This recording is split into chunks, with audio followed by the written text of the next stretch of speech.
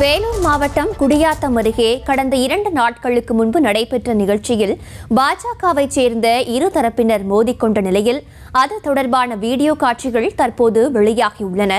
விவரங்களோடு இணைகிறார் எமது செய்தியாளர் சிதம்பரம். மேலும் விவரங்கள். நிச்சயமாக சுலோசனா, வேலூர் மாவட்டம் பேரணப்பட்டு மத்திய அரசின் திட்டங்கள் மற்றும் பணிகள் குறித்து விழிப்புணர்வு ஏற்படுத்தும் பாரத விகாஸ் சங்கல்ப யாத்திரை பிரச்சார வாகனம் தற்போது பல்வேறு கிராமங்களுக்கு சென்று வருகிறது. இந்நிலையில் பேரணப்பட்டு அடுத்த ஏரிக்குத்தி கிராமத்தில் 2 தினங்களுக்கு முன்பு யாத்திரை வாகன பிரச்சார நிகழ்ச்சி நடைபெற்றது. இந்த நிகழ்ச்சியில் பாஜகவை சேர்ந்த ஏராளமானோர் கலந்து கொண்டனர்.